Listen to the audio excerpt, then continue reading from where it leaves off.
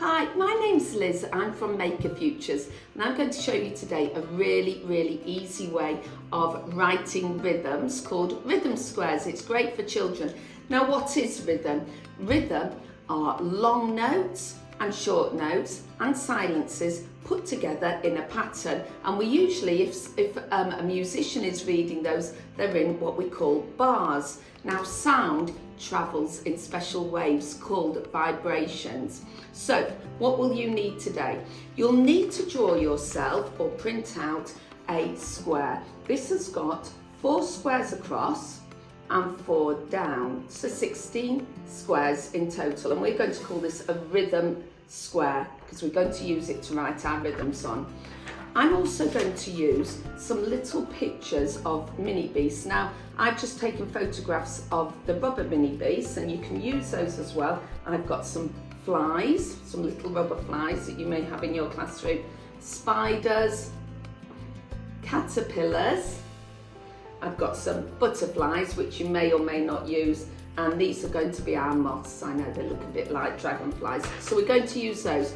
I've also got a pen because I'm going to write some rhythms, and if you want to use instruments, I'm going to use what we call the pentatonic scale, which are 5 notes. I'm using today a really easy one with my chime bars because I can just use these, or you can take the notes off the xylophone so the children just have the ones that they want. I'm using C, D, F, G, A. So let's have a closer look about how we're going to write those. So I'm going to use these little rubber mini beasts, and each one has got a special name. We know the names of the insects and mini beasts. This is fly, and fly has got 1 syllable, fly, easy enough to clap.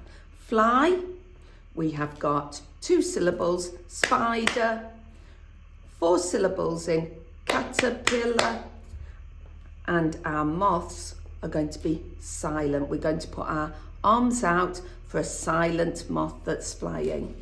I'm going to place each mini beast in one of these squares, and we're going to see if we can clap those.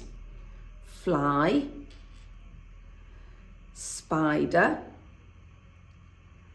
spider, fly. I'm just starting with these to start with. Fly, spider, spider, fly. Fly, spider, spider, fly. Let's try some more. Caterpillar, spider, caterpillar, fly. Let's try all of this. Fly, spider, spider, fly. Caterpillar, spider, caterpillar, fly. Let's try some more. Spider, moth. Moth, remember, our arms go out. It's silent. Spider, moth. Caterpillar, caterpillar, spider, fly. I'm going to try and clap it all now. Fly, spider, spider, fly. Caterpillar, spider, caterpillar, fly. Spider, spider. Caterpillar, caterpillar, spider, fly. It doesn't take long for children to get used to these, particularly if they know that a fly makes 1 splodge or 1 dot, and the spider has got 2 sets of legs, so makes 2. Caterpillar, on these school rubber ones, has got 4 sets of legs, and a moth is just arms outstretched in a squiggle. I can quite easily exchange these. If I haven't got these rubber mini beasts, I can instead use pictures. I'm going to swap some of these. Fly, spider, caterpillar, and a moth there. And I could easily get children to clap those just using the pictures, so you don't have to have the rubber mini beasts. Now, fly makes one splat where sticky print where fly lands. There's his spot.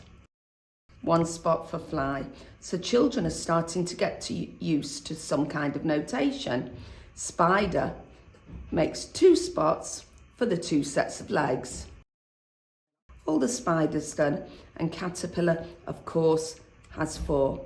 Caterpillar, 1 spot for each syllable. Moth just has silently stretched her arms out.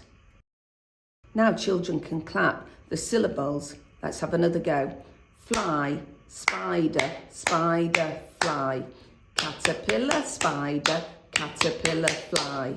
Spider, spider. Caterpillar, caterpillar, spider, fly. You can even play these using your chime bars. Remember, I chose what we call the pentatonic scale, which means any of these notes sound fine together. I've got C, D, F, G, and A. Let's have a go at this now. I can try 2 together.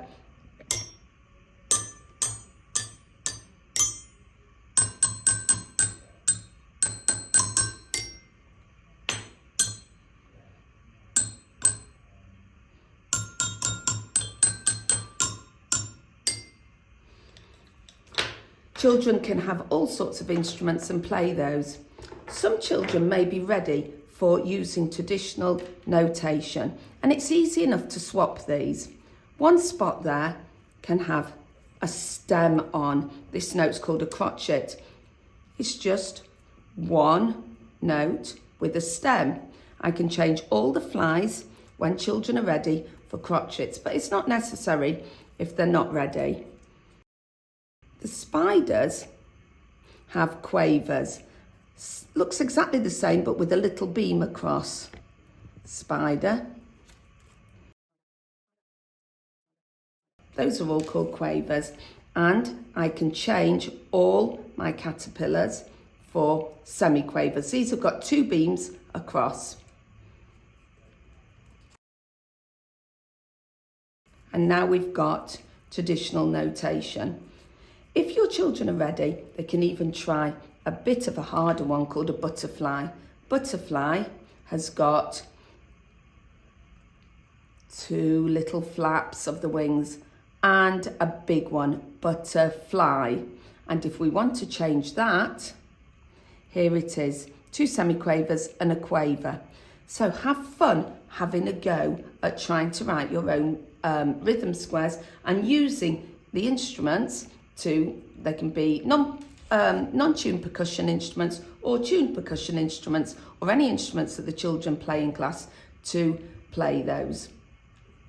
So children can have a go on their own or in groups writing their own rhythm squares like this. If they're ready and they put the spots on themselves, make sure that they can clap them. Different groups can clap at the same time. You can then, if they're ready, they can add the stems on. So for a fly, remember it's 1 stem. For spider, it's 2 stems and a beam. For caterpillar, 4 stems and 2 beams. We've done a squiggle, don't worry too much about those rests. For the moth rest, and then children can use instruments to play these.